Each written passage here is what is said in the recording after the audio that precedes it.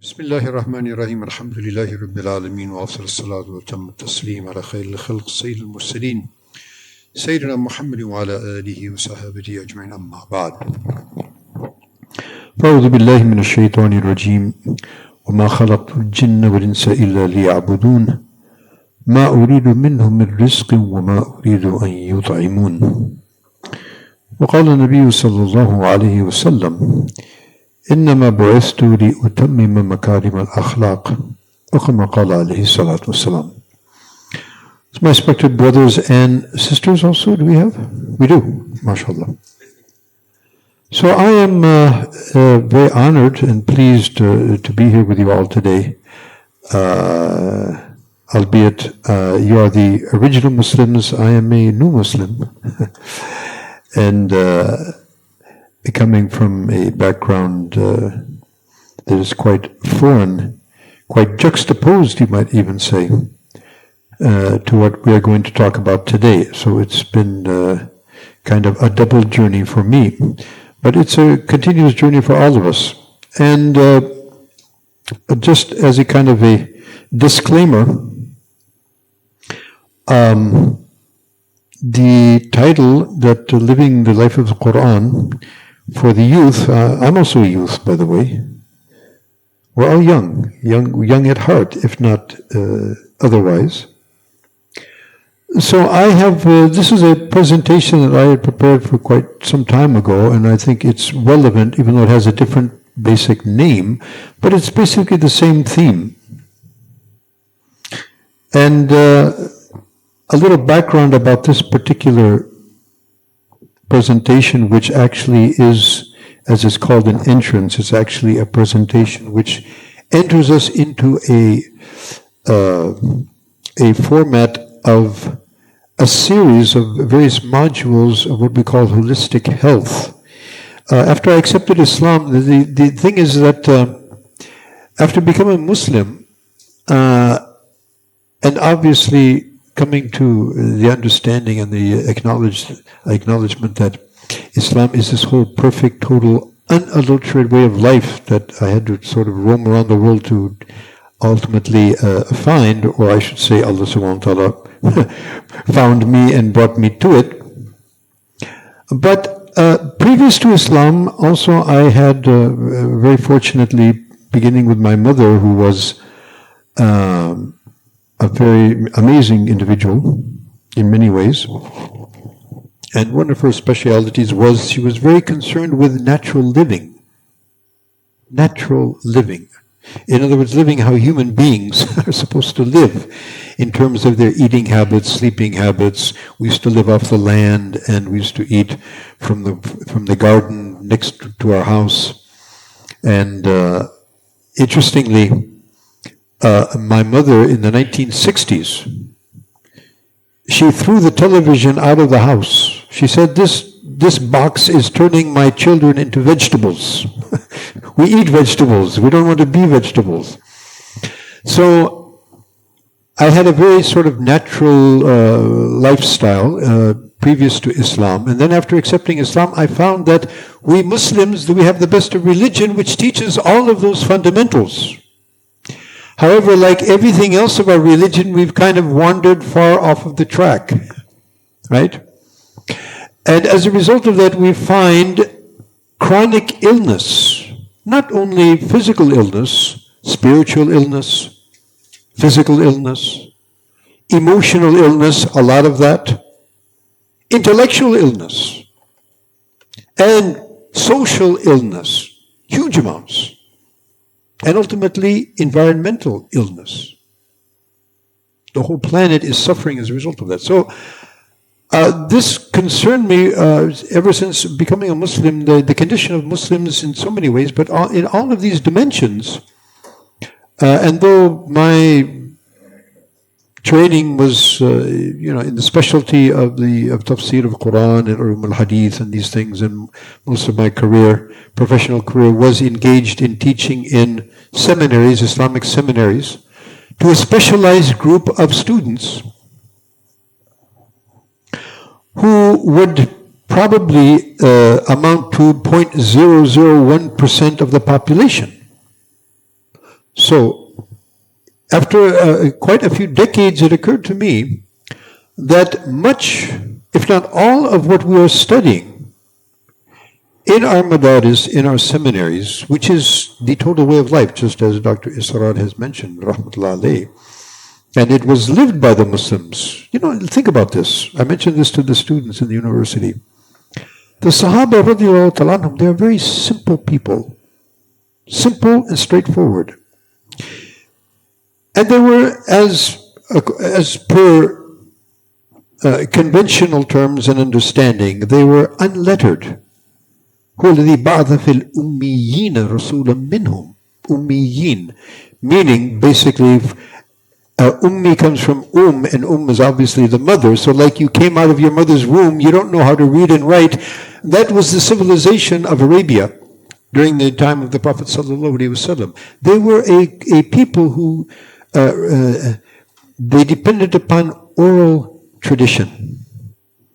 Memorizing hundreds of verses of poetry was not an issue for them, and therefore memorizing the Quran, memorizing hadith, this was unnatural.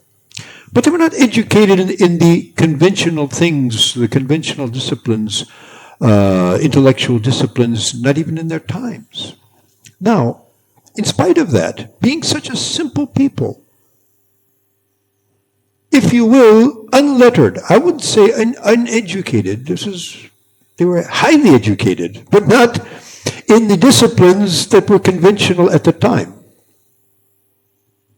And they were seen by the societies around them, the Roman Empire, the Byzantine Empire, the Persian Empire, you had the Abyssinian Empire, the Aksum Empire. They were quite advanced. You had the Egyptians. They never considered the Arabs to be anything of mention. They were not some people or a place that had any, they didn't have a place on the map of civilization. But after Rasulullah came to them, and this Quran was sent down to them, a Quran which had been sent on the mountains would have pulverized them with its heavy message, we find these simple people moving about, east, west, north, south as well, and tribe after tribe, area after area, nation after nation, people after people entered into Islam. The only people that really gave a problem, you know, when you hear about the battles, it wasn't the common people who were fighting the Muslims. It was the rulers. Obviously, rulers want to rule. They want to own. They want to control. And they saw Islam, the coming of Islam, as a threat, even though that was not a threat to them, really. And if you look at the seerat of the Prophet ﷺ, his sunnat was that he had a message. He is a Rasul. Rasul means what? A messenger. And a messenger is a person who has a message. That's all. So Prophet ﷺ, all of the Rasul, he had a message. I want you to take this message. I don't want your kingdom. I don't want your land. I'm not interested in your resources. I'm interested in your success. I want you to be successful in this world, and I want you to be the guests of Allah subhanahu wa ta'ala in paradise forever and ever. That's all I want from you. And this was the mizaj, if you will, of the early Muslims. لا نريد منكم جزاء ولا شكورا. We don't want anything from you. We want to give you. I was mentioning to the university today, what's the difference between Islami siyasat and non-Islami siyasat? क्या فرق? You could say in one word فرق. Siyasat of non-Muslims is take. Take. Me, mera, you know? Take. Siyasat of Islam is give.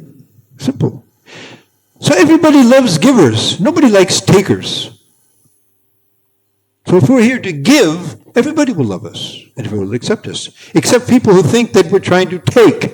But we're not here to take. We're here to give. We're here to serve. You know? So these simple people moved about in these very advanced civilizations of the day. And they're accepting Islam. How? Why? How did that happen? They didn't have PP, PowerPoint presentations. They didn't. They didn't have the gift of the gab in their languages. They didn't speak the language even of those people.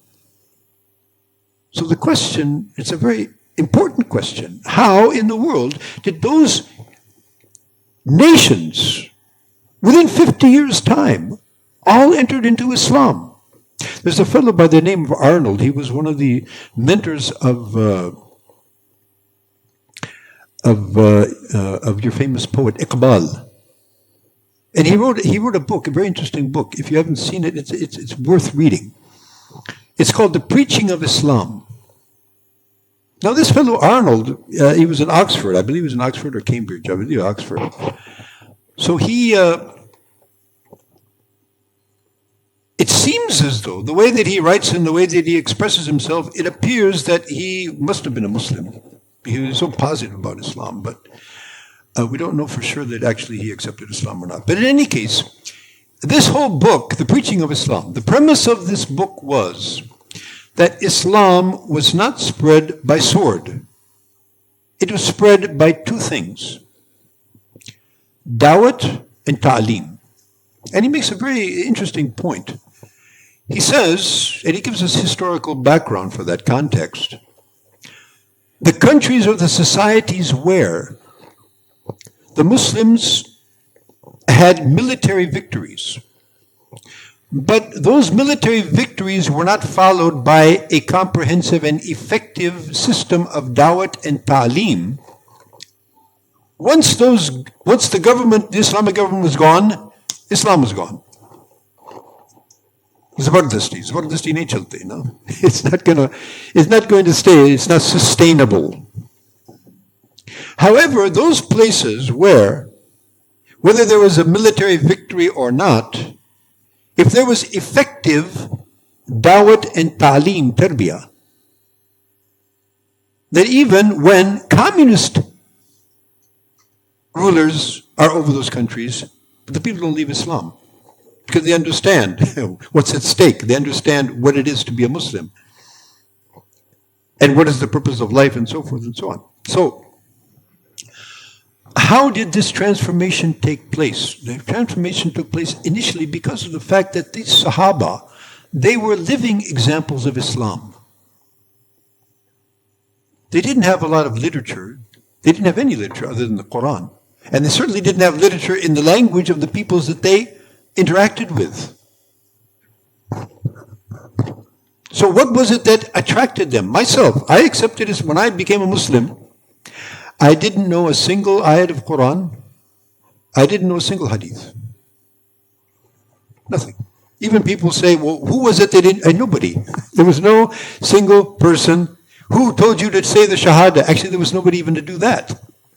I came to the conclusion by traveling after a long journey and traveling through Muslim countries and seeing what I wanted to see. I said, yes, this quality, this, yeah, this is right. That's right. And when I saw the Muslims praying, I said, yeah, okay, khalas, finished. And this is how most of the people accept Islam. This is how nations, this is how tribes, this is how places, And therefore you hear about, such and such pious person traveled to such and such land and the whole area accepts Islam. They were attracted to what? To his character, to his lifestyle. Right? So we need to return back to that. When the students were asking me, what can we do to get...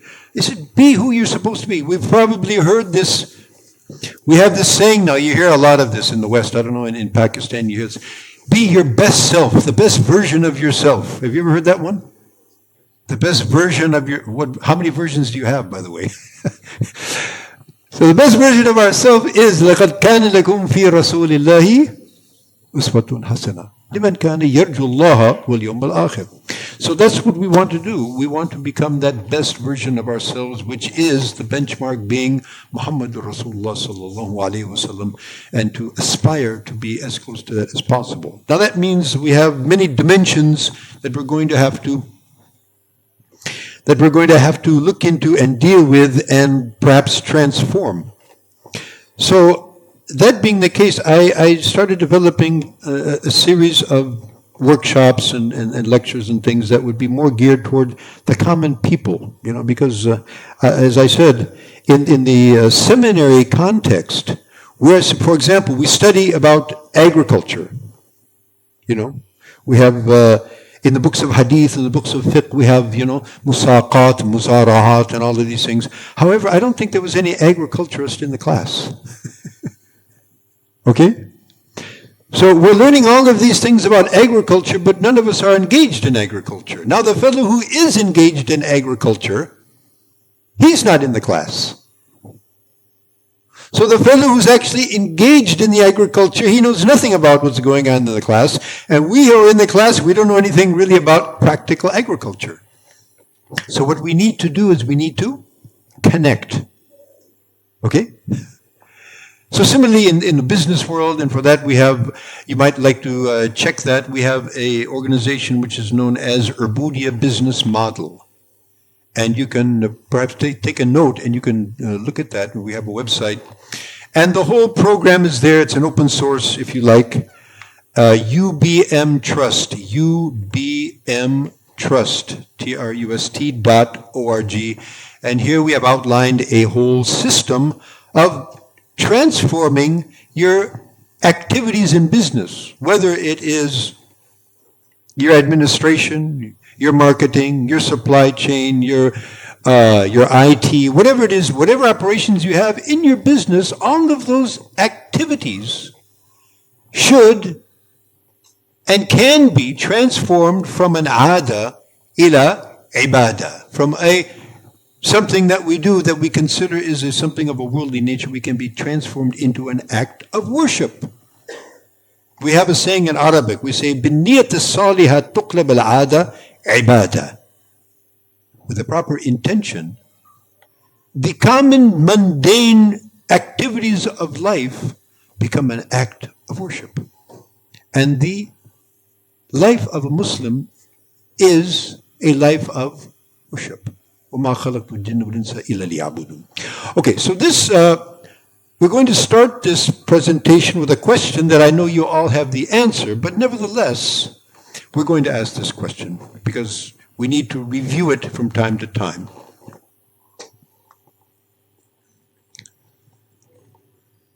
This is the question. Why am I here? What is the purpose of my life? That's the first thing that we need to come to. We talk about a lot of things, but what's our purpose? We have to understand that very clearly. Otherwise, we get confused. So for all of us in this room, I don't think it's going to be a difficult question to answer. Will it be? What's your purpose of life? Anyone can answer that. What is the purpose of our life? What is the purpose of my life? Why am I here in this world? Yes. To become a true Muslim, mashallah. What else? To learn Islam. Yeah, of course, we need to do that. What else? Worship Allah. Yeah. What else? Sometimes people say we are here to serve humanity. Well, yeah, we are supposed to do that, but is that our main purpose? I'm here to serve my parents. Well, yes, you must serve your parents, but is that the overall purpose? So, an interesting thing, again, I want to address you as people who have been born with this concept, whether you're fully cognizant of that or not. But suppose you never heard the name Allah. Suppose you never were introduced to the Quran. You were never told about the Prophet Muhammad sallallahu alaihi wasallam. What do you think might be your conception as to what your purpose of life would be? Yeah, so everybody wants, that's kind of like ingrained in our fitrat. Nobody wants to fail. But what is success? That's the problem, you know. So what I'm presenting now, inshallah, we'll talk about that. But let's get to the point that we want to get to here. Suppose you never heard about Islam. Period. Just imagine it would be very difficult for you to pinpoint what is your purpose. Do you follow my point? I'll give you an example. Of course, my father comes from a Jewish family, and but like so many Ashkenazi Jews who came from Eastern Europe, even Zionism, the founder of Zionism, Theodor Herzl, they say he was Jewish, but actually he had nothing to do with Judaism. He was an atheist. So many of the Ashkenazi Jews actually were atheists, and they didn't believe in nothing. So my father was like that. When we grew up, my father used to say, there is no God. There is no paradise. There's no hell. There's no life after death. That's all nonsense. So, okay. That's what our father used to tell us. Right? So now imagine there's no God, there's no hereafter, there's no life after death. So what's the what's the purpose of me being in this universe? Enjoy, follow my pleasures, follow my khawaish, But in fitrat, ultimately you start thinking, no, there's something more than that. There's something that's very low. Human beings are very complicated. They're very wonderful. All the animals are doing that. What's so special about us? Anyway, so if you don't know the answer to that question, then it will be impossible to answer it. I'm not saying difficult. It will be impossible. This is very interesting. After I became a Muslim, I came back to the United States. It was about 1972. I went to visit my Jewish cousins, my relatives, and all of them, and tell them about Islam, that I've just become a Muslim and this and that. And they were, listening and what I was saying. And so my cousins, who were all graduates of Harvard, top of the class, not little, top, very top of the class, brilliant. The best schools, the best education, the top of the class, everything. So my cousin, his name is John. Make dua for him. He's a wonderful person. He's still alive, but he's yet not accepted Islam. So he was a student in college at those days. So I said, John, just tell me, what's your object of life? Same question. This is a Harvard student. Harvard, you heard of Harvard? Little university in America, in Boston. So I asked him, John, what's your purpose of life? I don't know. Think about that. This person has gone through the best that the West has in terms of what they call education. Harvard, that's top of the line in America. All of that resources that were, behind that, a huge amount of resources are spent for the university, for the teachers, for all the, the various teaching resources, et cetera, et cetera. There's a huge amount of effort, huge amount of expenditure in that process. And he's not one. You have millions such individuals, brilliant individuals, with unlimited potential. And the end of the day, after the entire process completes, what is your purpose of life? Clueless. No idea. What kind of society are you going to have? What kind of a world are you going to have where nobody even knows why they're here? Suppose nobody knows why you came to the class today. Why are you here in the class today? I don't know. People said, well, kuch biryani taqsim ho gaya. I don't know. So what benefit are we going to get out of that class? Nothing. So this is the world we live in today. This is the world we live in today. They don't know where they're going. They have no clue where they came from, why they're here, and where ultimately they will go. These are the three questions. Where did we come from? Why are we here? Where do we end up? Now, therefore I was saying, if you don't have wahi, and obviously, well, we'll come to this later. Obviously, we've all heard this since, from day one, since you were little children. Qari Sahib used to come, Iman Mujmal, Iman Mufassal, Amantu Billahi Kama Huwa bi Asma'ihi, all these things, you learned that. I don't know if you actually learned the meanings, hopefully, but they're very powerful things. Amantu Billahi Kama Huwa. Subhanallah. Bi Asma'ihi wa Sifatihi. I believe in Allah as He is, by His names, by His characteristics. Do you know how huge that statement is? And you've been hearing that since you were little kids. The greatest philosophers of the West in the philosophy departments cannot tell you something like that. They have no clue about anything like that. I mean, they might have heard it and they might repeat it, but they have no belief in it. So without wahi, there's no way that human being can come to this conclusion. Yes, Allah subhanahu wa ta'ala has given us aql, He has given us talent, He's given us ability to split atoms, to create AI, to travel up to the moon and Mars and so forth and do all. But He hasn't given us that capability, that intellectual capability to be able to understand our purpose of existence. The most essential question facing every human being. This is amazing.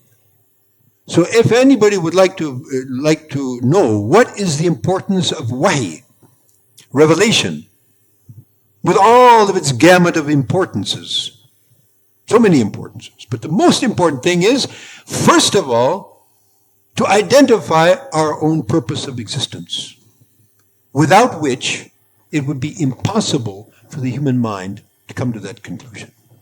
Therefore, you find the greatest, quote-unquote, philosophers of the world who are not grounded in a prophetic tradition. They are totally, if you read what it's totally incomprehensible. It makes no sense. And they end up saying, well, there's no purpose. Khalas. Since we can't understand a purpose, then there is none. But there is a purpose, a very important purpose, and that purpose is. Before we come to this, I have a thing that I mentioned many times. I came up with this term. Of course, you've heard of a paradigm shift, right? Paradigm shift, shifted around here and there. But actually, we have many concepts in our minds because of so many reasons. Colonialism, our ignorance and our own, negligence. So many factors have caused us to develop paradigms, perceptions, which are totally wrong. And they need an inversion, not a shift. They need to be inverted. They need a transformation. So I have come to this conclusion. I may be right, I may be wrong, but it seems to me that the entire world, all the people in the world, they belong to a two-party system. Two-party system. And I don't mean Republicans and Democrats. The two-party system that we find in the Quran is what? Ulaika Hizbullah. Ala inna Hizbullahi hum al-muflihun. And then we have Hizbu Shaitan. So there's no third party. It's not either, you're in this party or you're in that party. So we have this paradigm inversion. So I said, it seems to me we have basically a two-party system. We have Hizbullah, Hizb Shaitan. So if you look at that, what does that kind of translate to in practical terms, operationally? So if we look at that operationally, we have basically people who believe on the seen and base their life on the things that they see, tangibles, feel, see. And then we have another group of people who base their foundation on the unseen. The unseen. Allah subhanahu wa ta'ala is unseen. Jannah Jahannam unseen. Malaika unseen. Qadar unseen. All the articles of faith unseen. ذَلِكَ الْكِتَابُ لَا رَيْبَ فِيهِ هُدًى لِلَّذِينَ يُؤْمِنُونَ بِالْغَيْبِ. Everybody believes in the seen, but not everybody believes in the unseen. So We have two camps of people. People who believe on the seen, يَعْلَمُونَ ظَاهِرًا مِنَ الْحَيَاةِ الدُّنْيَا. And I call this the material paradigm. The material paradigm, in other words, we see everything in the paradigm of material. We're material, the world is material. Success is getting a lot of material, controlling material. That's their outlook, the material paradigm. And so to kind of graphically illustrate what that looks like, it kind of looks like this. What is that? What do you see? It's an upside down tree, right? What else? Upside down building. Everything's upside down. Ulti ho gaya. Huh? Yeah, well. Okay, then we have another paradigm which I call the Ubudiyya paradigm.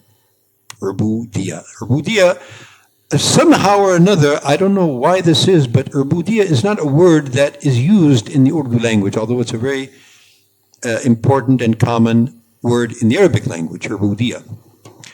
And we're going to talk a lot about this Ubudiyya, inshallah, when we come back after Salat al-Asr, because this is the main thing. But in other words, we have another group of people, we have another small, albeit, and they see life through this lens of Ubudiyya. In other words, we are the slaves of Allah subhanahu wa ta'ala. Right? And so we look at everything in the context of we being the slaves of a master. So our vision to everything that we see around us is totally different from these people. So I would kind of graphically illustrate that like this. Okay, lastly, what kind of world do we live in today, would you say, for the most part? The material paradigm or the Ubudiyya paradigm? Huh? Unfortunately. As a result of that, everything is ulti sidi. It's not even sidi, ulti khalis, right? The object is to make such an effort that ultimately the world becomes like that one. So that's why we're here to think about how that what that might look like in terms of me, in terms of my family, my area, my region, and the world. There is two basic outlooks prominent in the world today. Of course, the first one being the most prominent, the material paradigm, everything is paradigm. Let us reflect on education system that we have. Just to give an idea. To what extent is this the dominating narrative in the world today? In the conventional educational system, from the time the child enters into the very initial stages, whether you call that Roda, or, in our terminology, or nursery school, Montessori, whatever you want to call it, right up to the PhD level, that entire educational process is basically preparing people to do what? To acquire materials or to acquire ubudiyya? I think it's pretty straight, pretty clear, right? That's not in the equation. It's not even in the narrative.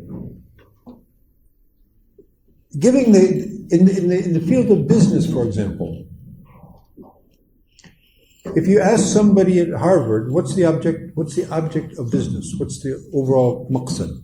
So they'll tell you, maximizing shareholder value. Have you heard that one? Maximizing shareholder value. In other words, money. Siribab. It's about money. And it's just a fancy way of saying we want to put as much money into the pockets of our investors as possible. Acha, iske alawa aur koi maqsad?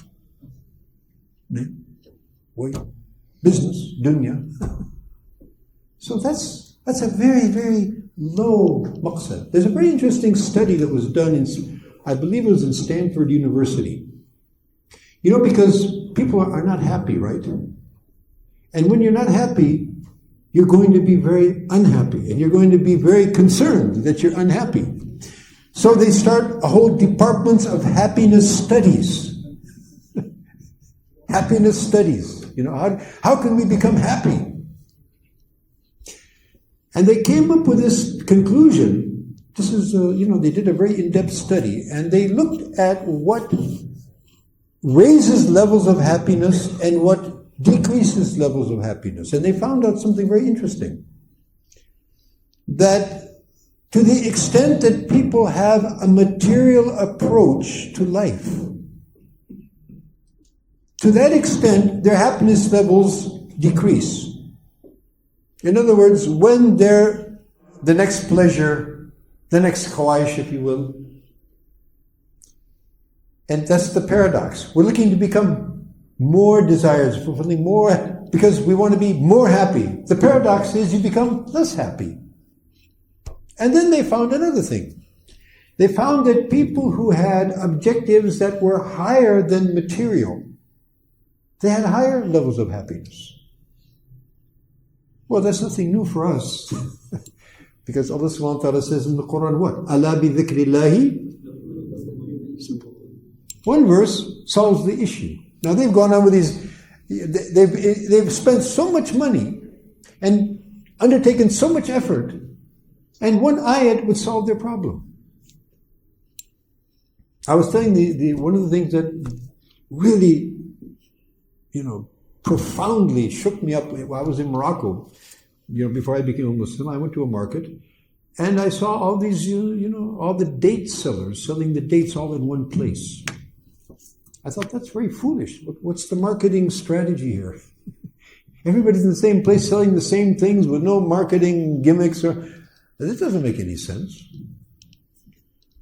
So I went to one of them. I said, hey, look, why don't you, find a place in Marrakesh where there's no dates, being sold, and there you can corner the market. You can get a bigger market share.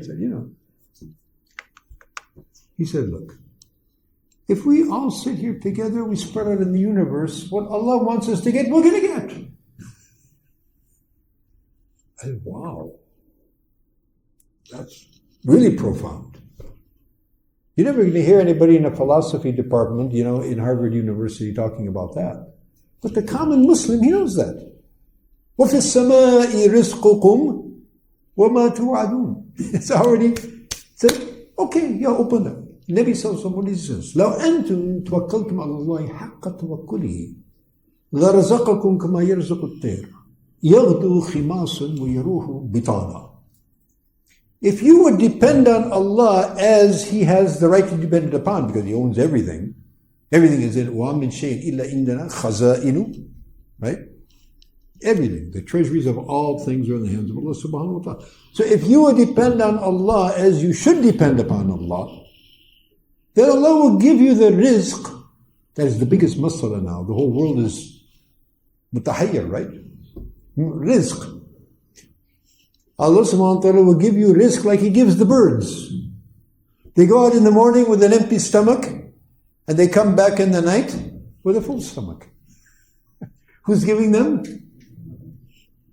They're not sitting in their nest. They're going out, they're moving about, they're going through the mechanics, but they don't get stressed out. They don't, acquire PhDs. They don't open dukans. They don't do anything. They just move about as Allah subhanahu wa ta'ala guides them, and they get their rizq. So it's an easy proposition. Right? But if we look at our educational system, it's all about that. Rizq, which is already destined for us. How can we get it? You're going to get what you're going to get. So, Nabi what he says, فَاتَّقُوا اللَّهَ وَأَجْمِلُوا فِي الطَّلَبِ وَتَوَكَّلُوا عَلَى اللَّهِ. You hear this in the sermon so many times here in Pakistan. Almost every masjid you hear this, the same khutbah. It's very powerful. But one of the things that is mentioned there is, in terms of your seeking of the world, of the things of the world, أَجْمِلُوا فِي الطَّلَبِ. In other words, go after the world or seek the world in the best way, which means you go through the mechanics because Allah subhanahu wa ta'ala has a sunnah. He has a way in which He has designed the universe. وَلَن تَجِدَ لِسُنَّةِ اللَّهِ تَبْدِيلًا. And that's the way it works. And he doesn't change his sunnah for every Tom, Dick, and Harry because I think you should do this or do that. He has a system. So if we understand that system and we follow that system, then that's what it's going to give us. A friend of mine, he says, if you do the right thing right, inshallah you succeed. You do the right thing right.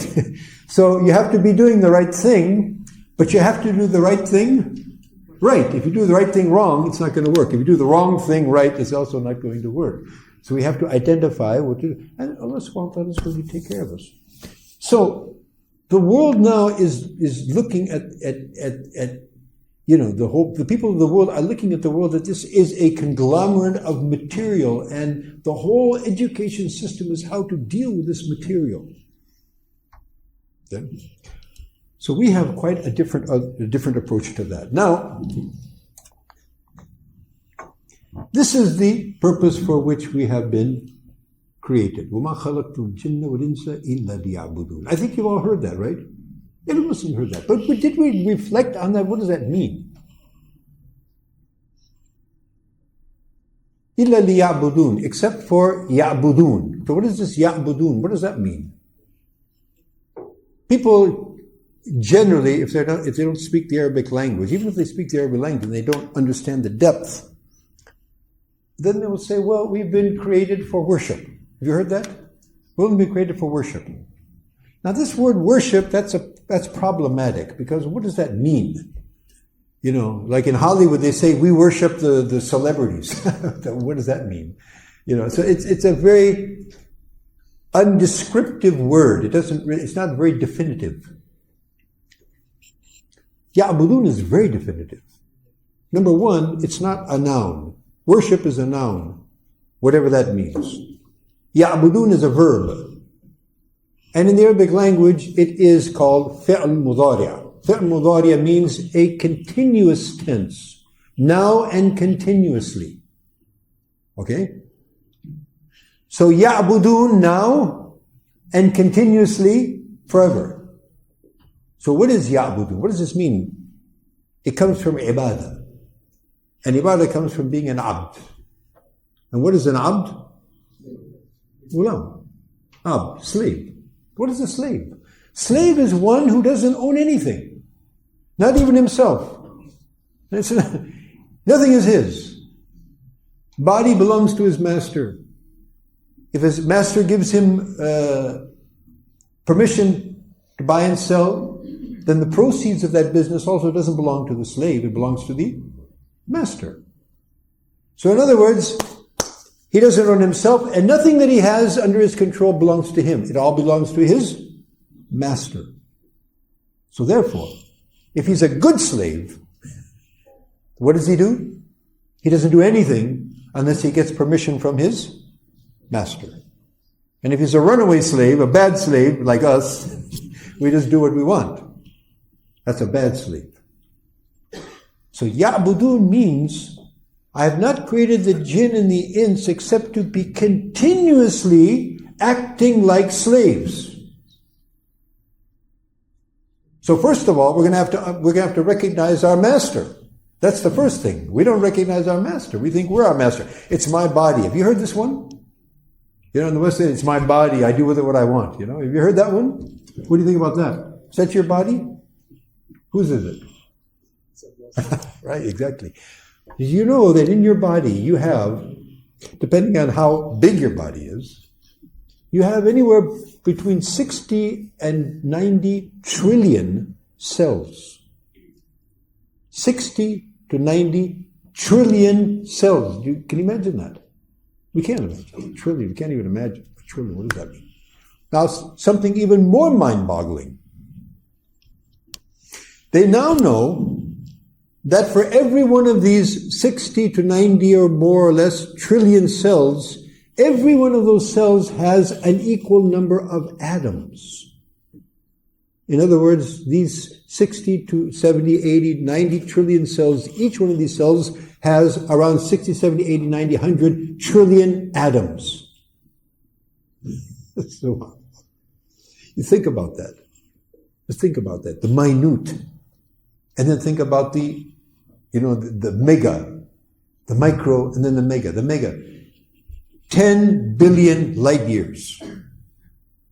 If we look out into space, right?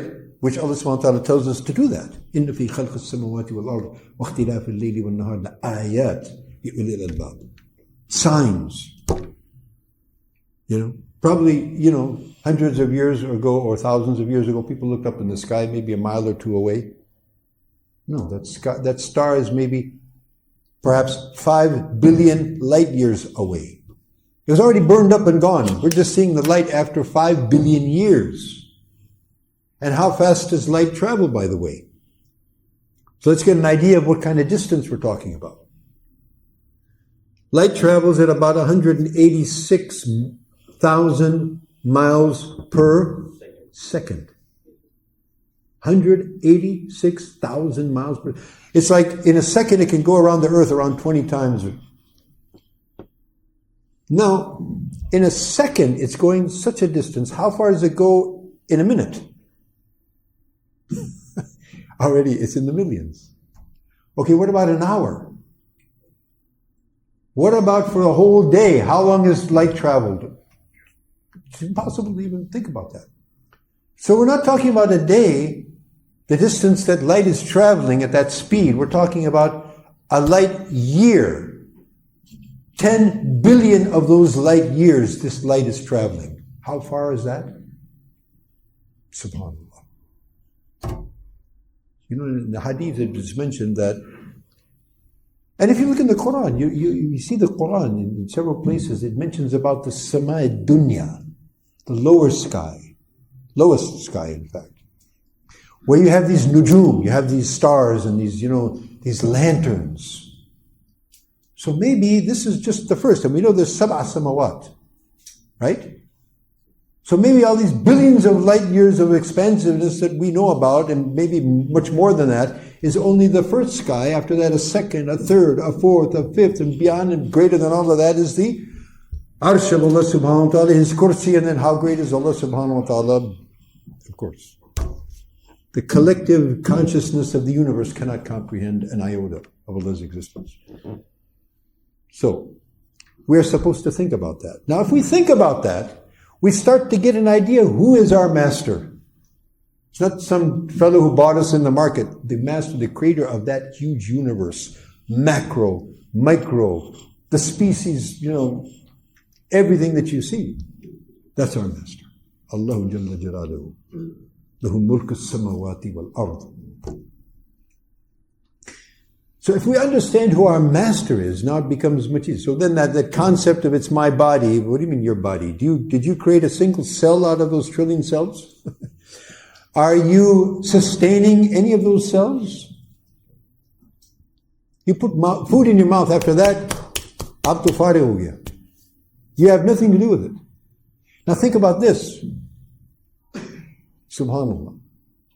Every one of these cells in your body has a specific need of nutrients. Glucose, minerals, vitamins, a specific amount. Like your engine. If you've got a 6-cylinder engine and you've got a distributor and it has to give a certain amount of petrol to each cylinder, otherwise the engine's not going to work, right? If this one gets more, this one gets less, then garbar ho gaya. Khatam ho jayega. Right? So 60 trillion cells have to be at one time getting all these nutrients. Who's doing that? You're doing that? Yeah, we have no clue what's going on. Your liver is functioning, your heart is functioning, brain is, neurons are going and they're doing all what they do. And all these functions are going on in your body. You have nothing to do with it. You have no control over it. You're not even conscious of any of their workings. You're asleep even, and it's all functioning perfectly. Not one person, about 8 billion people on the planet. Allah subhanahu wa ta'ala is looking after all of that. Mind-boggling. So first of all, we have to know who is our master. Because if we're abd, then we have to know who our master is. And if we know who our master is, Allah Jalla Jalaluhu, with that kayfiyat, with that sifa, with these sifat, subhanallah. What kind of slaves should we be and would we be if we have that cognizance? So therefore, Ma'rifatullah subhanahu wa ta'ala is the first essential. We cannot live a life of Islam if we don't have Ma'rifat of Allah subhanahu wa ta'ala. So the first thing we need to know, فَأْلَمْ أَنَّهُ لَا إِلَهَ إِلَّا اللَّهِ. First thing we need to know. Tawheed of Allah subhanahu wa ta'ala. Who is Allah? Now, if we know who is Allah subhanahu wa ta'ala, who is our master, what does He want from us? Nabi sallallahu alayhi wa sallam is called Rasulullah. What does that mean?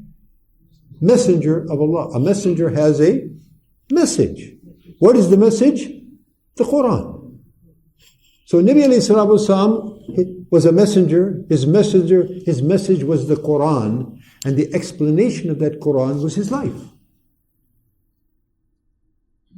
So how do ya'budun? Look at the life of Muhammad sallallahu alayhi wa sallam. Every single thing that he did was ya'budun. Every single thing that he did was ya'budun. So in other words, this ya'budun means to continuously be cognizant of who my master is and continuously behave as a slave of that master and that creator. How to do that? For that we have a whole sharia. Sharia doesn't mean, just these legal, the legal injunctions. Sharia means a big road in Arabic language. Ala shari'atin min al-amr. This big road in which everything that we do, it passes along this road. So everything that we do. So, in saying that, so from here we get the word ubudiyah. So what does ubudiyah mean? Ubudiyah means this kayfiyat of acting like a slave. Ubudiyah. So ubudiyah is a mind and heart set, and ibadah is the outcome of that. If you have ubudiyah, the consciousness of ubudiyah in your heart and in your mind, then the actions that you do will be ibadah, or they should be ibadah, but with conditions that we're going to talk about, inshallah.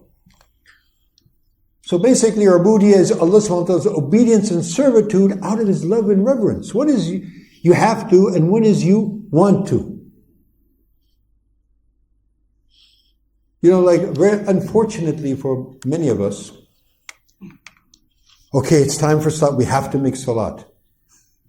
You have to? Yeah, we do have to. But do we want to? Nabi sallallahu alaihi wasallam used to say, Ya Bilal, arrehna ila salah. Oh Bilal, put us into the comfort of salat. In other words, call the iqamah. So we get out of the world and all the problems and the thinking and the dealing with the world and the worldly and enter into the court of Allah subhanahu wa ta'ala and communicate with Allah. So if we understood what salat really is, then we would want to. So if we look at Allah subhanahu wa ta'ala's in'am, His ni'mah, His favor upon us, did any of us, by the way, did anybody offer a petition to Allah subhanahu wa ta'ala in alam al-arwah and say, oh Allah, I think I have the right to be created, so you should create me? Or can anybody claim that? Absolutely not. Out of His fadl, we didn't even exist. Allah subhanahu wa ta'ala brought us into existence and then gave us everything that we need. Think about this. Allah subhanahu wa ta'ala has given us so many delicacies to eat. How many vegetables? Here in Punjab, subhanAllah, I was just telling the students, in Punjab you have these beautiful vegetables, which nobody likes to eat. They all want to eat gosht. I have nothing against gosht, but these vegetables, subhanAllah, I like to go in your market here and just see the vegetables. They are just so beautiful. All the colors of the rainbow and so beautiful and big and luscious, mashallah. Now, Allah subhanahu wa ta'ala has given all these things for us to eat. Different kinds of meat, different kinds of vegetables, different types of fruits. Subhanallah, different kinds of grains. And He taught us how to cook all these things in very delicious ways, which you ladies are very good at that here in Pakistan, mashallah. Now, Allah subhanahu wa ta'ala could have, like the rest of the animals, had us go out into the pasture and graze on some grass and come back and do our job. Is it possible or not? The other animals, that's what they do. They don't have, the cows and the bains, they don't have big kitchens and all this cutlery and all that thing. They just go out, they eat the grass, and they come back. Khalas. And they don't complain also. And now the little bit, wait, no, the poor ladies, they go through all that effort and all that mehnat, and then, husband saab, nahi lekin wo itna wo nahi. Ungrateful. But you never see the cows ungrateful. Ya Allah, just grass every day in, day out, the past how many years? Just grass and water? But Allah subhanahu wa ta'ala could have made it like that for us. But He gave us all these things. SubhanAllah.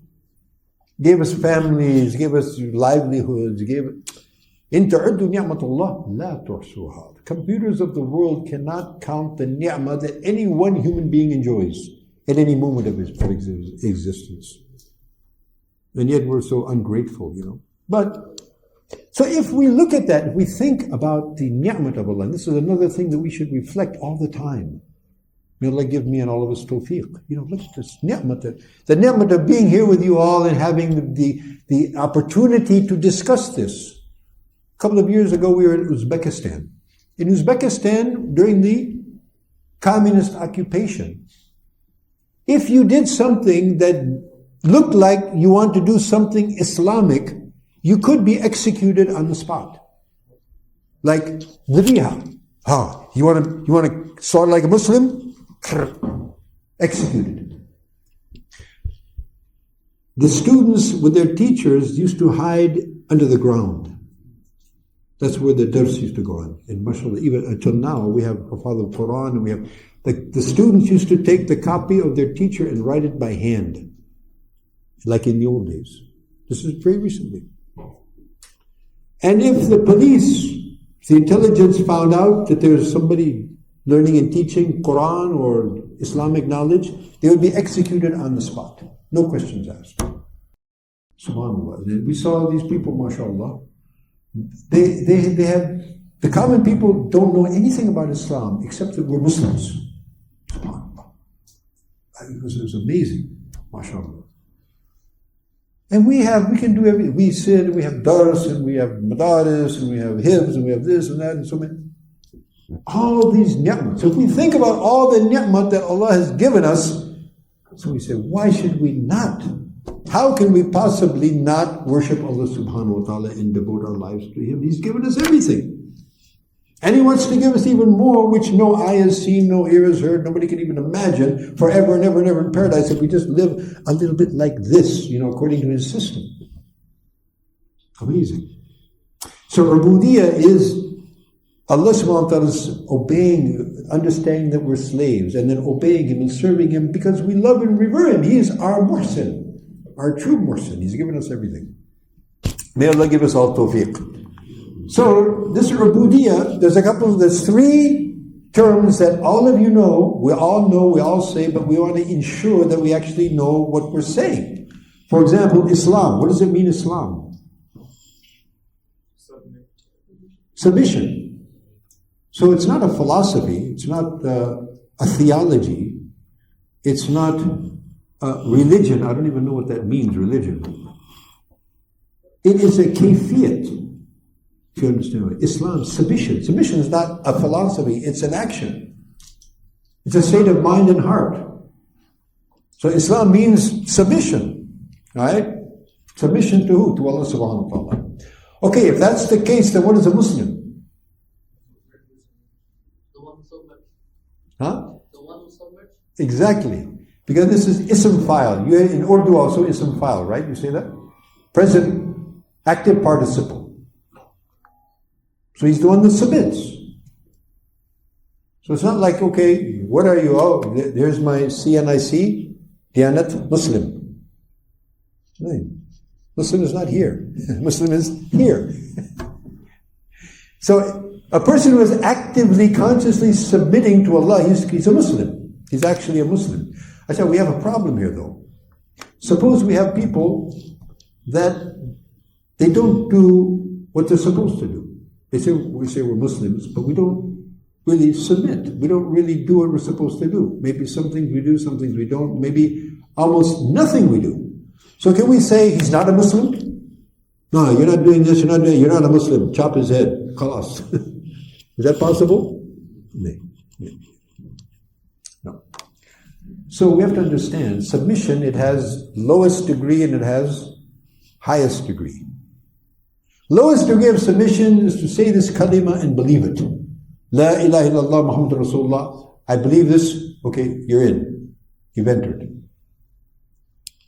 And the highest, Muhammadur Rasulullah sallallahu alaihi wasallam. That's the highest. Everything in between. It's kind of like this. We have two people. We have a person, he's in the ICU in the hospital. You know? He's got tubes feeding him, intravenous tubes feeding him. You know, he can't move. He can barely breathe. I mean, he's totally useless. He can't do anything. His wife comes and say, hey, kya ho rahi? Kya ho gaya? You know, we need groceries. You know, we need to, what are you doing here? You know, lying in the bed here. Come on, let's, you know, look, you know, kya karo? You know, I'm decapitated. You know, I can't help you. Maybe he owns a business and his employees come and say, hey, what's this? You know, come on, you know, run the business. This is my situation. You know, he's incapable of doing anything. He can't help anyone. He can't even help himself. He has to be fed. He has to be clothed. So suppose we say, look, this fellow is not really a human being. He can't do anything. So why don't we just bury him? You know, besides, he's costing a lot of money. He's in ICU and somebody has to pay for this, right? So let's just make it easy for everybody and let's just dafan kar lo usko. Can we do that? Can we do that? And if we do that, then what are we? Murderers. Because he's alive. Albeit very low level of life, but he's still alive. So even that amount of life is sacred. So the person who has even just the kalima, and we know that, you know, in the end, there's so many hadith in Bukhari and Muslim and all these books, the last fellow coming out of the Jahannam, he had no amal, nothing. Just kalima. And probably nobody even knew that he said the kalima or he believed the kalima in his heart, and Allah subhanahu wa ta'ala will take out people from Jahannam in the very end that nobody even knew they were Muslims. So anyway, but of course that doesn't mean that we should be complacent, because our benchmark is who? Muhammad sallallahu alayhi wa sallam. The closer we get to that, the closer we're going to be to Allah subhanahu wa ta'ala and the higher level of success that we're going to, inshallah, attain. Okay, so that's the Muslim. Okay, last is deen. What is deen? Deen Islam. Okay, so what do we mean by deen? Huh? It's a way. Okay, there's all kinds of ways out there. Roadmap. Huh? A roadmap. But there's a lot of roadmaps, and they go to different places. So which one is this one that we're talking about here? Deen of Islam, yeah? Complete way of life. Complete way of life. Well, a lot of people would say, but we have a specific, yes, it's correct, a specific way of life, which is what? The total system of submission to Allah. Total system. This is the deen. You know, this is the problem. Is this deen or dunya? We have, you know, we have a big problem. The Christians, they created a big problem for themselves. The Jewish people did also. That's another long discussion. But what happened was they said, okay, deen is like these rituals and our transactions and our social activities and all that and our government and our economics, that's dunya. So that, you know, that has nothing to do with deen. Deen has everything to do with everything. Everything to do with everything. So they got into a big problem with that. Unfortunately, we Muslims started doing the same thing. And it's much more convenient for the people in power that you just do your rituals and the rest of it, leave it to us. Right? But that's not deen. Deen is the whole system of submission, which means everything that we do. So that means it has a huge scope. All activities of life. Everything. From sleeping, eating, and excreting to running the affairs of the state. And everything in between. And we're going to look at this in detail, inshallah. All roles of life.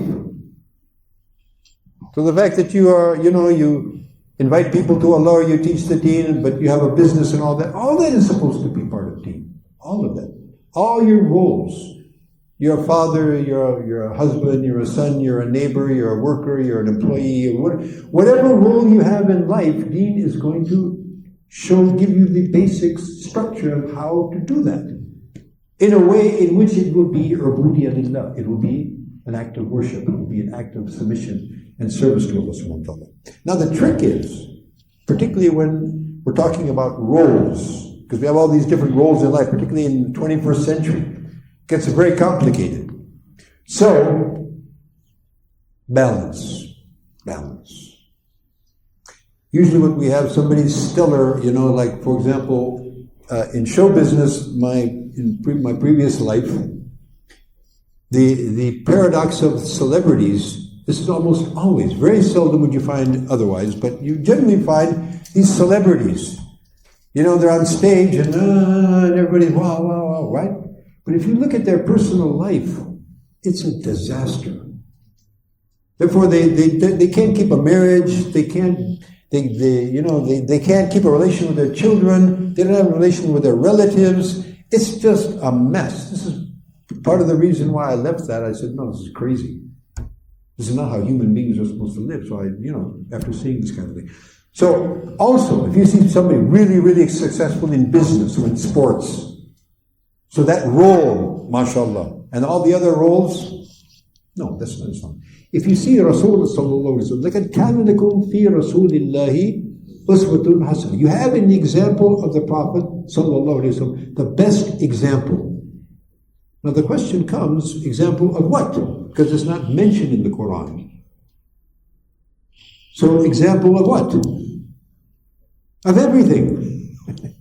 Everything. He was a father, he was a husband, he was a neighbor, he was a relative, he was a commander-in-chief, he was the prophet, he was a spiritual guide, he was everything.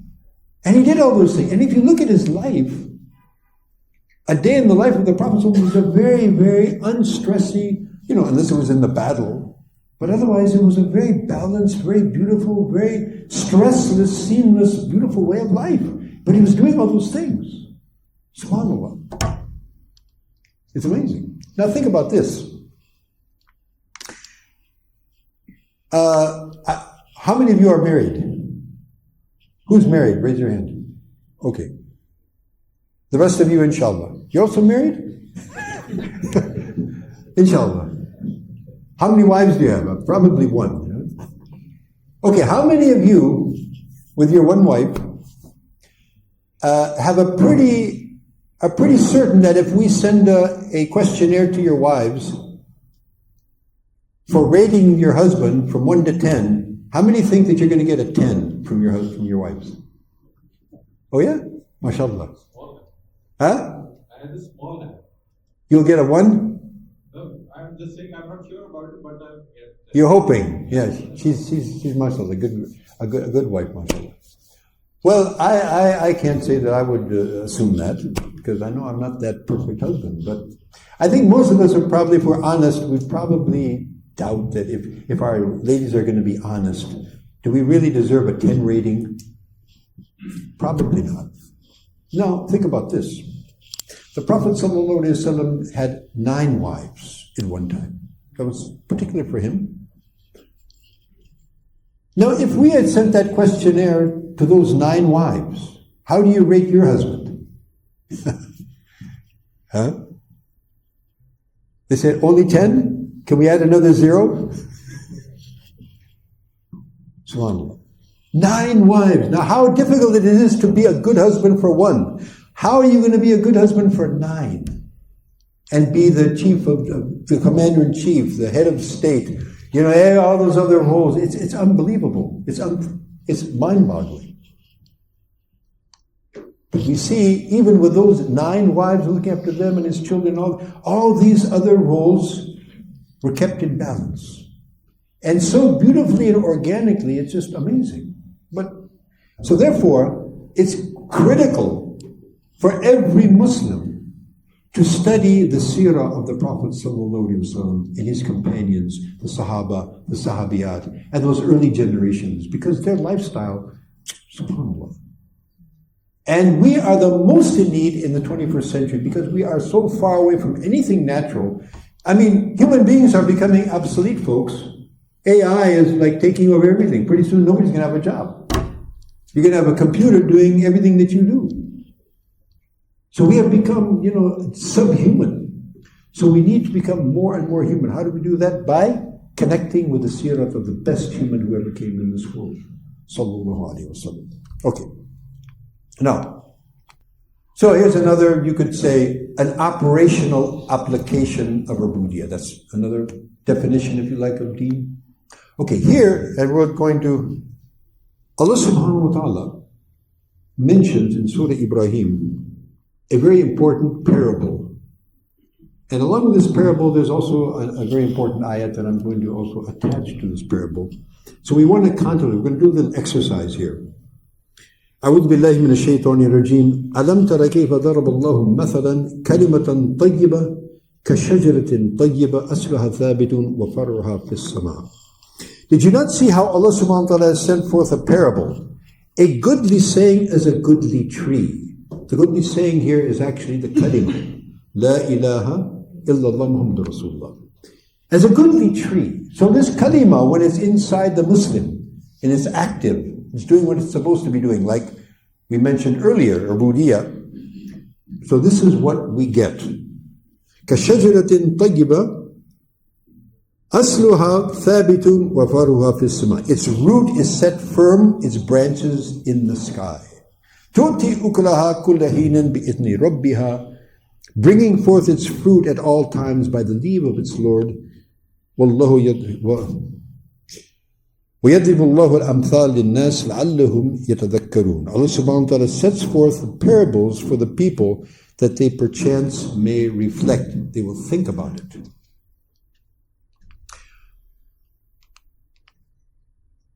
Along with that ayat, we want to consider another ayat. And that is, أعوذ بالله من الشيطان الرجيم لقد من الله على المؤمنين إذ بعث فيهم رسولا من أنفسهم يتلو عليهم آياته ويزكيهم ويعلمهم الكتاب والحكمة وإن كانوا من قبل لفي ضلال مبين. Indeed, Allah subhanahu wa ta'ala did confer a great favor upon the believers when He sent among them a messenger from among themselves, reciting to them the revelations of Allah. These are the three elements in the modus operandi of the portfolio of the Prophet Muhammad sallallahu alaihi wasallam. This is what he did. You want to know what Nabi sallallahu alaihi wasallam did as a prophet? These three things. This was his modus operandi, if you will. Reciting to them the revelations of Allah, yatlu alayhim ayatihi. Secondly, وَيُزَكِّيهِمْ, purifying them. وَيُعَلِّمُ الْكِتَابُ وَالْحِكْمَةِ, teaching them the scripture and the wisdom. Many of the ulama mention wisdom is sunnah. Or, in a broader sense, various kinds of wisdom from the Quran and on the basis of the Quran. Although, وَإِنْ كَانُوا مِنْ قَبْلُ لَفِي ضَلَالٍ مُبِينٍ, even though before that they were in clear manifest error, not knowing anything. Now, we're going to do a little exercise here. Before any more explanation on these ayat, we're going to do a little exercise, and that is looking at this diagram. Can you all see this diagram, by the way? Can you read it? Can you see what these things are saying? Basically, what we have here, we have a tree, as you can see, obviously, and we have Dawat, Tarbiyat, Ta'aleem. This are those three activities of the Prophet sallallahu alaihi wasallam. Yatlu alayhim ayatihi. He recites to them the ayats of the Quran. So what recitation is this? Recitation for barakah? Of course it's barakah, unlimited barakah. But the ulama mentioned this is tilawat al-da'wah. Yani, وَذَكِّرْ بِالْقُرْآنِ مِنْ يَخَافِ الْوَعِيدِ. Remind them with the Quran for those who fear Allah. In order to remind them with the Quran. Invite them to Allah through the Quran. What was the da'wah of Rasul? It was the Quran. Right? So first of all, inviting the creation to the Creator through the medium of the Quran. Therefore you see the description of Allah subhanahu wa ta'ala, His sifat, His sunan, the people who accepted his message, the people who rejected the message, what was the outcome, etc., etc., etc., what's going to happen in the hereafter, etc., etc. So this is an invitation from Allah subhanahu. Allah subhanahu wa ta'ala yad'u ila dar as-salam. Allah is inviting us to Jannah, but to get there you have to follow this program. So one is da'wat, invite the people. Once they've accepted the invitation, they're listening, they're paying attention, now two things, tarbiyah and ta'aleem. Tarbiyah, cleaning them. Tarbiyah, tazkiyah. وَيُزَكِّيهِمْ. Tazkiyah basically means a purification. We as human beings, we have, on the one hand, an angelic nature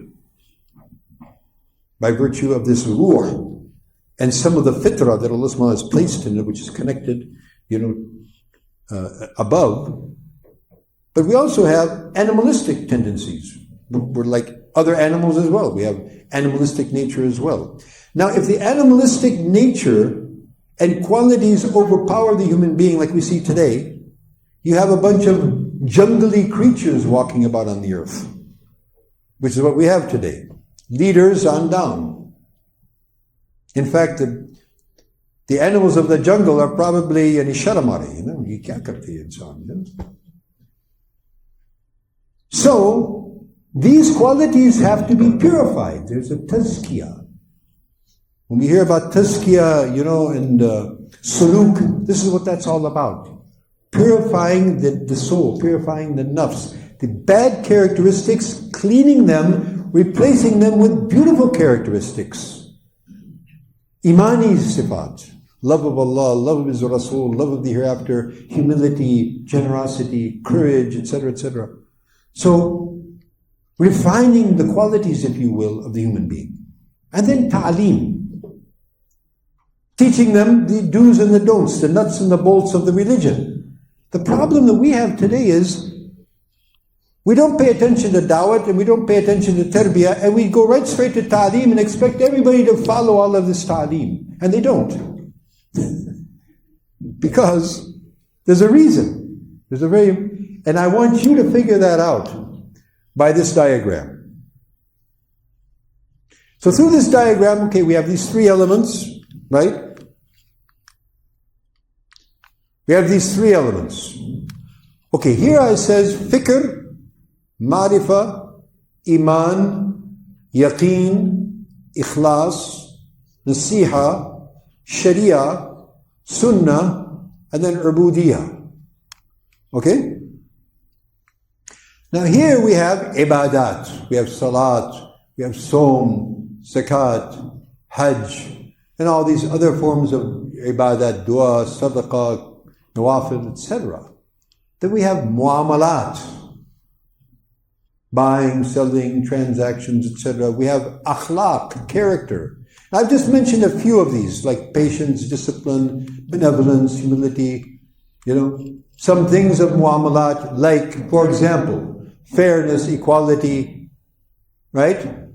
Commitment to one's, oaths and honor one's commitments, honesty, fulfilling rights, etc. So many. And we have muasharat, how we live with one another, our personal relationships, kindness to relatives, good neighborly relations, family injunctions. And then we have etiquettes in life, individual manners, the manners that we would, display among our community members, transactional manners, dealing in various stratas of society, etc. So, the question is, that we have this tree, these are the roots of the tree, this is the trunk of the tree, these are the branches of the tree, and these are the fruits. So the ultimate benefit of the tree is what? The fruit. Now the question is, how did this fruit come? How did it manifest? What was the process? Given the elements that are mentioned here on the diagram. Think about it.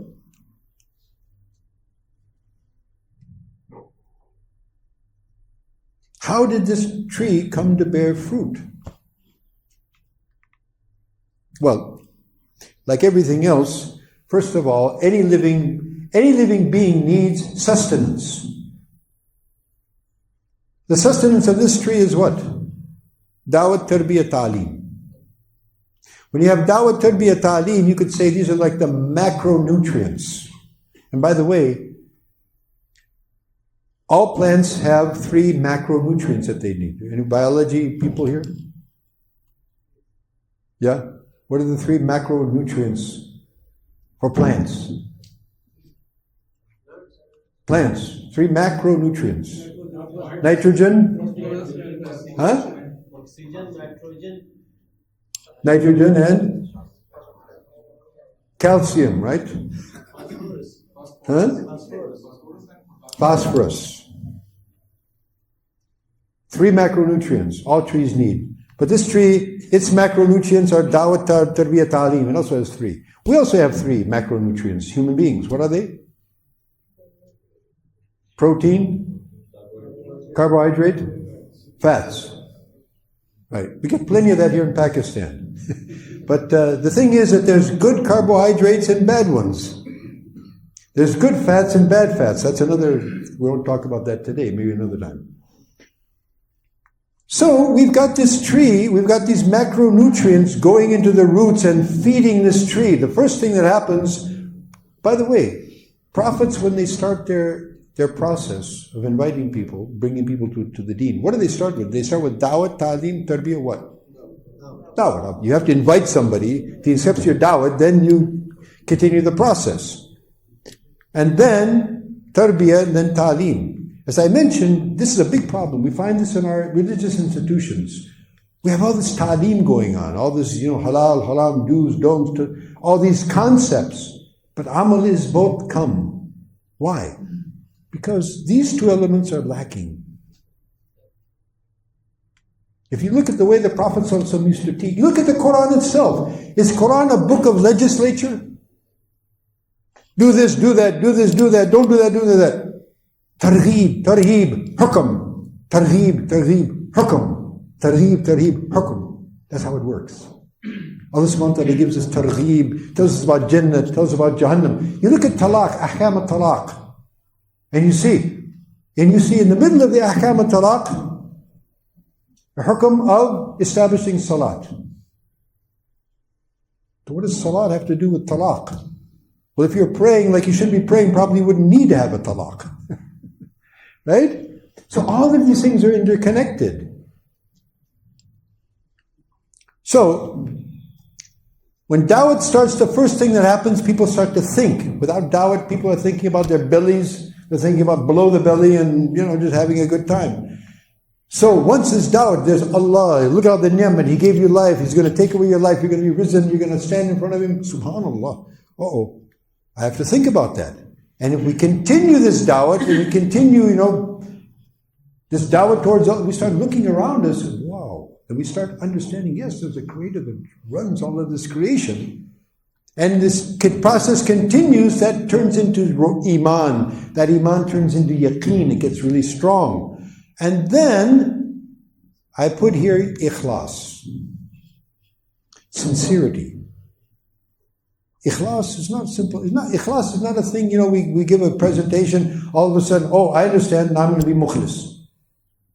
Let me ask you, I'll ask myself, can any of us say that there's ever been anything that I've done that I know 100% was only for Allah? Can anybody say that? Only for Allah? No other little bit of intention? I asked my ustad in Makkah, in Medina.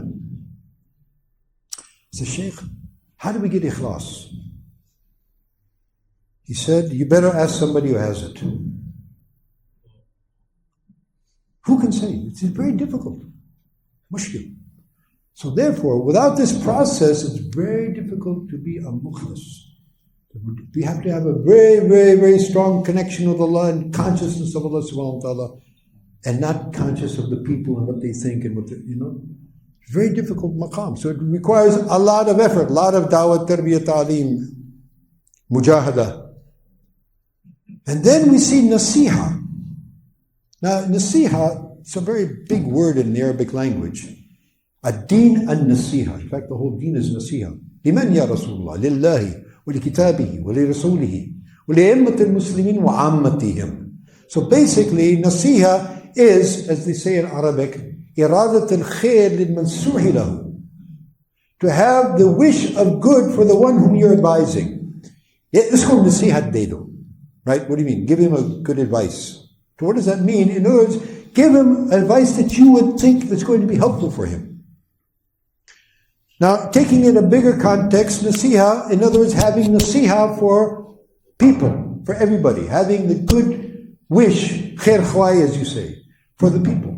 And this was one of the salient characteristics of prophets in general, and our Prophet Muhammad sallallahu alaihi wasallam in particular. He had the best wishes and the well-wishing for everybody.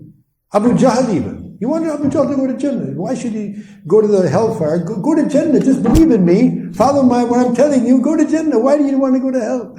It's no fun. You know? But, of course, it wasn't in his muqaddar, so it didn't happen. But he had the wish of good for everybody. Now, people think, people say, well, actually, the main thing is to be good to the people. Even if we're a little bit weak on all of these other things, but the huquq al-ibad, we always say this huquq al-ibad, definitely they have huquq, but why do they have huquq? Who gave them huquq? Who? Their creator gave them huquq. So if we don't give Allah His huquq and we don't recognize the huquq of Allah, are we going to recognize the huquq of the creation? So this is something we need to understand.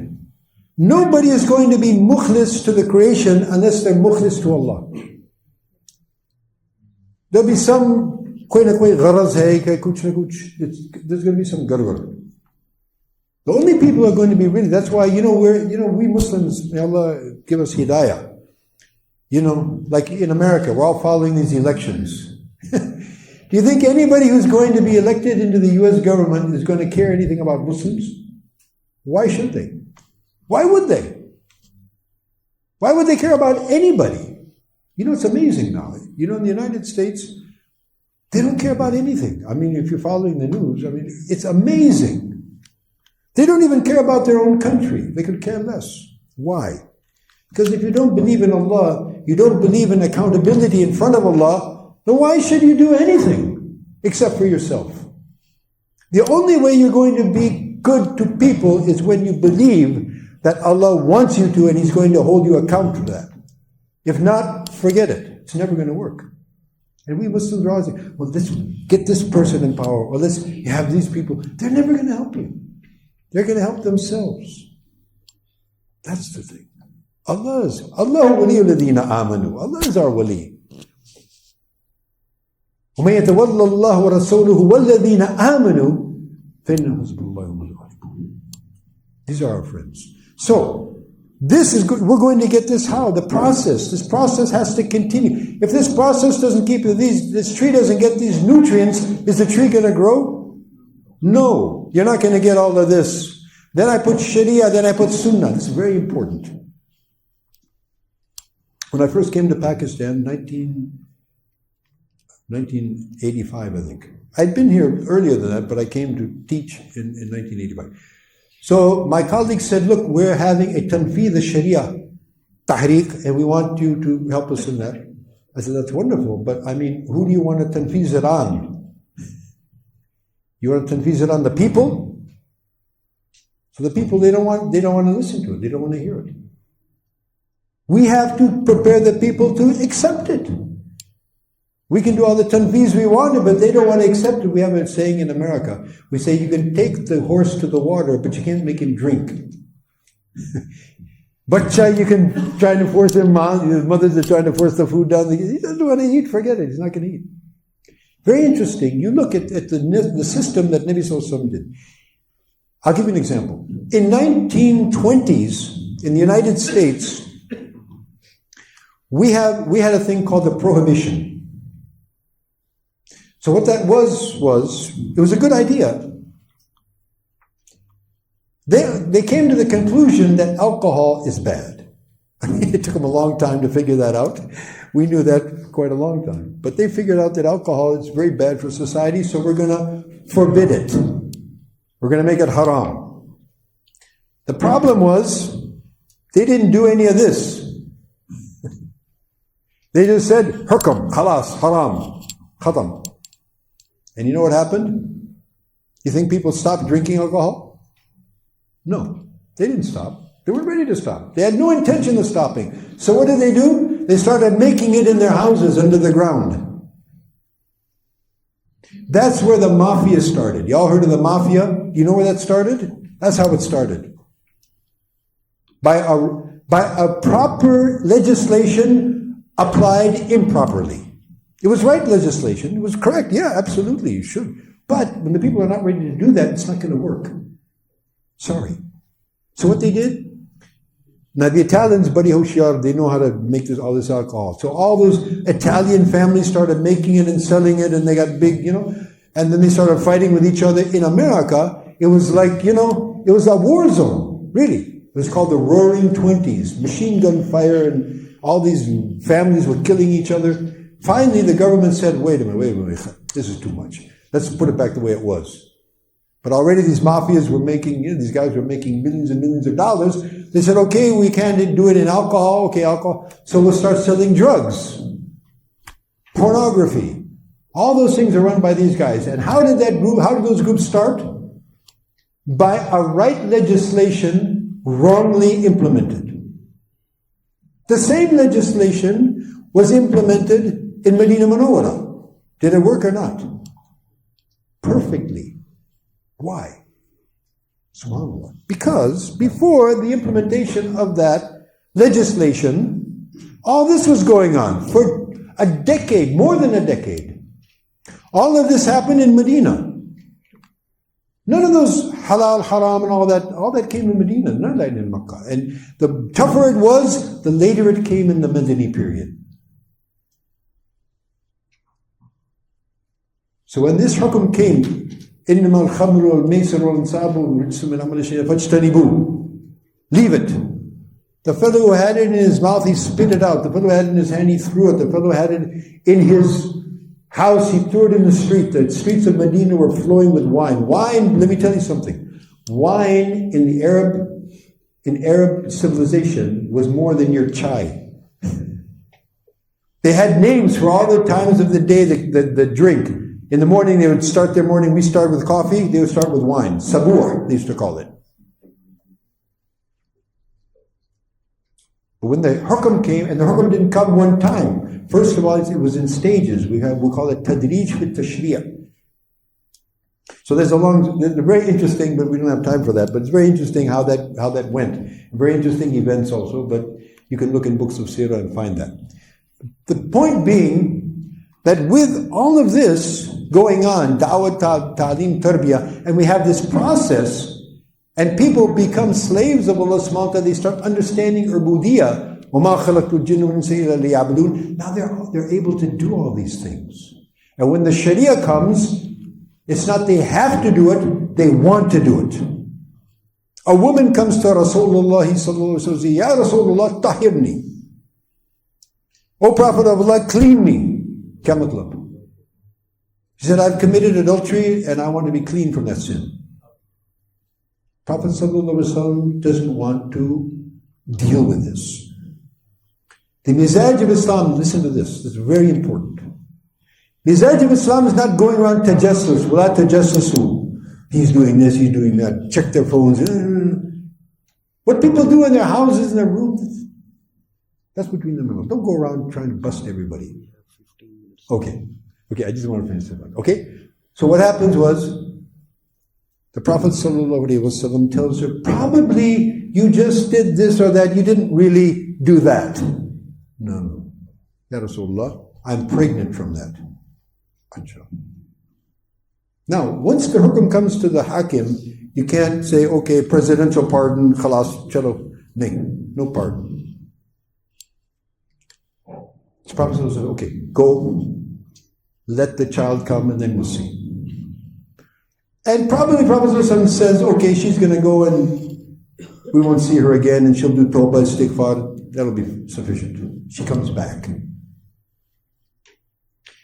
with the baby in her hand. So, Ya Rasulullah, baby ho gaya, tahirni, clean me. In other words, had. We're talking about what? Stoning. It's not like, lethal injection or something like that. Getting executed with stones. SubhanAllah. Rasulullah also said, okay, wait. The baby needs the milk. So feed the baby for 2 years and then we'll see.